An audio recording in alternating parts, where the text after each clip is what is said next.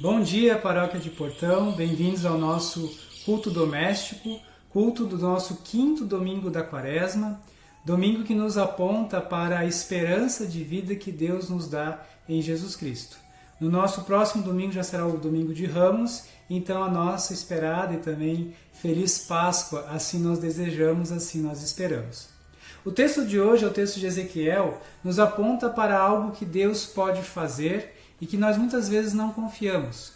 O texto de hoje nos mostra um Deus que faz vida voltar, vida nascer aonde nós não esperamos.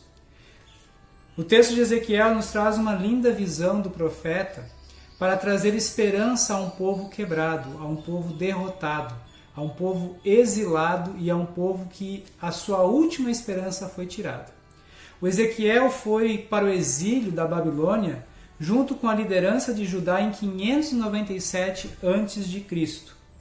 E o que aconteceu com ele diz respeito ao seu ministério no começo do exílio entre 593 e 592 a 571 a.C.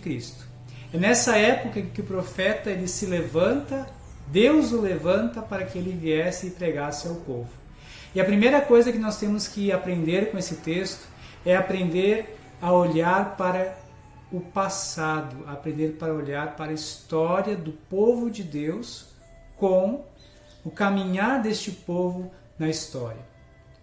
Ezequiel aqui ele faz mais uma vez esse exercício que nós precisamos lembrar, no meio de grandes aflições e dificuldades, lembrarmos quem é o nosso Deus. Nós precisamos olhar para o passado. Hoje a gente não gosta muito de ficar falando do passado, né? Parece que o passado nos traz sempre péssimas recordações ou amarguras ou coisas que a gente quer deixar lá no passado. Mas o passado também é importante, porque ele nos aponta de onde nós viemos.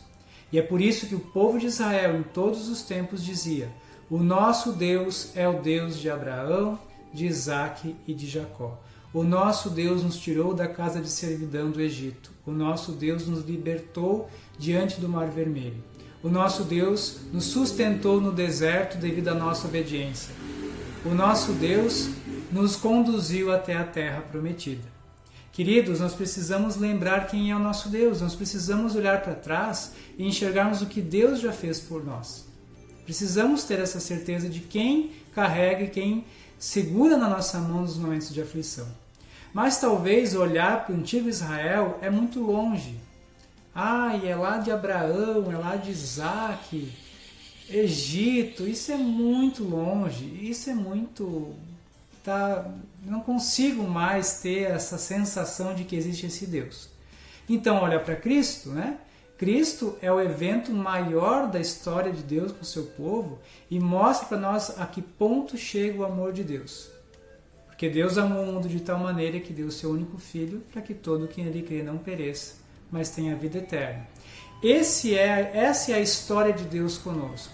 Mas talvez você diga até assim: mas Jesus Cristo já faz 2000 anos, isso já está muito longe. Então olha para a tua vida. Olha para a vida dos teus vizinhos, olha para a vida dos teus irmãos e irmãs em Cristo, olha para os testemunhos dos santos, que a gente critica às vezes nessa devoção que existe, mas as pessoas que têm uma vida dedicada a Deus nos testemunham quem o nosso Deus é. E as histórias do povo de Deus, elas servem para nos animar, para nos mostrar: não desiste, porque existe esse Deus, e esse Deus liberta da escravidão, esse Deus chama pessoas, esse Deus está ao lado de cada um de nós. E é por isso que nós precisamos lembrar no tempo de Quaresma, precisamos lembrar nesse tempo de preparação, também dessas histórias que Deus nos conta. Histórias dele com o seu povo, histórias dele com pessoas que caminharam com ele. E isso deve nos animar na fé. E esse é o primeiro ponto que eu quero trazer do texto. Lembrar quem é o nosso Deus e o que ele é capaz de fazer. Lembrar que Deus é um Deus que faz as coisas e promete as coisas e cumpre aquilo que ele promete. Segundo ponto é nós olharmos para o texto e lembrarmos da situação desse povo. É um povo que estava completamente destruído. Um povo que não estava mais na sua cidade. Um povo que não estava mais no templo. Um povo que não tinha mais lugar de culto. E quando a gente vai falando essas coisas, a gente vai lembrando de nós, né? Nós ainda temos o privilégio de estarmos nas nossas casas e nós não somos dominados por povo algum. Mas nós estamos agora sem templo. E como faz falta, né? Como a gente fica um pouco perdido sem ter um lugar para nos encontrar. Graças a Deus que Deus nos promete, onde 2 ou 3 estão reunidos, ali Ele está no meio deles, e nós podemos então ter essa certeza de que Deus está conosco. Mas nós precisamos lembrar a situação do povo de Israel. O povo de Israel havia perdido a sua terra, seus reis, seu culto, só não havia perdido o seu Deus e uma esperança. Um dia nós retornaremos para Jerusalém. Contudo, até isso foi tirado, porque Jerusalém foi sitiada e também foi dominada por povos estrangeiros. E aí aparece Ezequiel pregando: sob um vale de ossos secos eu faço um exército se levantar. Como é que a gente vai ouvir essa palavra e como é que nós vamos ter esperança? Nos nossos dias nós temos ouvido muitas notícias a respeito da nossa situação atual, notícias mais animadoras e notícias mais perturbadoras. E eu não sei o que acontece conosco, mas parece que as notícias piores têm mais sucesso. Vocês já perceberam? Parece que aquela tragédia, assim, que tem que ser bem trágica mesmo, tem que acontecer. Eu tenho um ditado na minha família que diz assim, né? Não sei se vocês conhecem: desgraça pouca é bobagem. Isso significa que sempre quando vem uma coisa ruim, vem coisas piores junto. E às vezes a gente tem profetas e tem pessoas nos falando: tenha esperança, tenha confiança, isso vai passar. Parece que as pessoas estão ridicularizando a situação ou não levando a situação a sério. Pensem vocês, Ezequiel, chegar diante de um povo que perdeu todas as esperanças e dizer: queridos, sob um vale de ossos secos, Deus vai fazer algo novo, Deus vai trazer pele, vai trazer músculos, vai trazer vida para esses ossos que estão secos. Para, né, Ezequiel? Tu está zoando com a nossa cara? Tu não está olhando ao nosso redor o que está acontecendo? Compreendem? Só que a gente tem que fazer também uma dosagem, né, gente? Nós não estamos numa situação de vale de ossos secos, graças a Deus. E nós precisamos lembrar a situação em que nós estamos. Mas se Deus é um Deus capaz de libertar o povo do Egito, de fazer um povo destruído ser restaurado, a nossa situação também vai passar. A nossa situação também vai ser contornada. Não vai ser fácil. Seja qual for a decisão que os nossos governantes tomarem daqui para frente, vai ser uma decisão difícil que não vai agradar todo mundo e que vai gerar consequências difíceis. E isso nós chamamos de situações limítrofes. Situações onde qualquer decisão que você tomar vai ser uma decisão ruim, porque você vai ter que punir alguém ou beneficiar alguém. E eu não vou entrar no mérito da questão de qual é a decisão correta para esse momento. Só lembrando que nós vamos passar por isso. Decisões que vão envolver todos nós e que nós precisamos lembrar. Quem é o nosso Deus?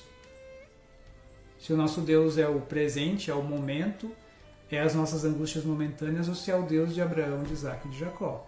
E precisamos olhar também para a nossa situação. Nessa situação, Deus consegue fazer um exército se levantar? Deus consegue restaurar as coisas? Essa é a pergunta que eu tenho para nós nesse domingo. E terceiro ponto, para encerrarmos também. Nós precisamos lembrar onde está a nossa esperança. Para onde nós olhamos? Nós olhamos só para o passado para ver o que Deus já fez? Olhamos para as angústias do presente ou nós temos algo que aponta para o futuro? O tempo da Quaresma nos aponta para a ressurreição, para a vida eterna com Deus no céu, onde todas as coisas serão perfeitas. E essa é a esperança do cristão. A esperança do cristão não é que uma Covid-19 passe e todo mundo fique bem, porque logo vai vir outra. A esperança do cristão não é que as pessoas voltem a trabalhar e se organizem nas suas contas e nas suas questões econômicas. Isso também vai passar. E logo vai vir outra crise. O cristão, ele olha além, ele olha para frente, ele olha para a vida eterna. O povo de Israel, quando estava no Egito, não poderia estar preso olhando apenas para a escravidão no Egito. Eles tiveram que olhar para a liberdade. É algo que está à frente. O povo do Egito não pôde olhar diante do Mar Vermelho, olhar para a praia. Eles tiveram que olhar para outra margem e se colocar a caminho. O povo do Egito, quando estava no deserto, eles não puderam se prender naquela certeza de que ficariam ali um tempo. Eles tiveram que olhar para onde? Para a terra prometida.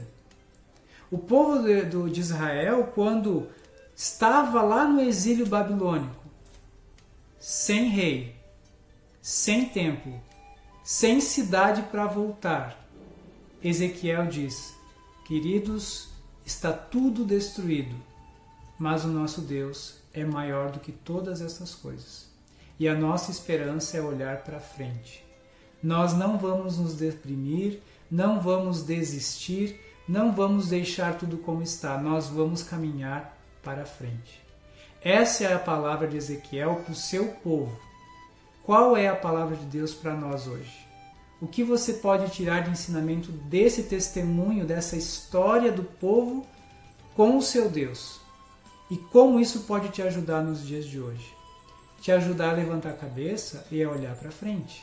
A olhar para uma esperança, não de dias melhores aqui. Não que as coisas de saúde e as questões sociais se resolverão aqui. Essa é uma batalha perdida, queridos. Eu sinto muito lhes informar. Mas se a tua esperança é vencer as doenças e vencer as dificuldades sociais somente, você vai ser uma pessoa infeliz. Porque essa esperança ela é muito curta. Ela logo chega e logo passa. Vocês já compraram algum bem, algum tecido novo para sua casa e ficaram todos felizes porque compraram aquela lavadora de roupa, ou aquele sofá, ou aquela TV, né, de 55 polegadas, som não sei o quê? Você conquista e logo aquilo passa. É isso que acontece com as conquistas materiais da nossa vida. E Ezequiel não aponta para uma conquista material. Ezequiel não está dizendo assim: olha, queridos, nós vamos voltar para Jerusalém, nós vamos recuperar os nossos bens. Ezequiel aponta: Deus vai nos restaurar. Porque não adianta a gente ter templo, a gente ter cidade, a gente ter reis, ter toda uma questão social organizada se nós estamos quebrados por dentro. Não adianta a gente organizar a vida se nós estamos quebrados por dentro. Se dentro de nós não há vida, só há ossos quebrados, secos e morte. Às vezes nós somos como caixões ambulantes, andando por aí, mas dentro de nós não há vida.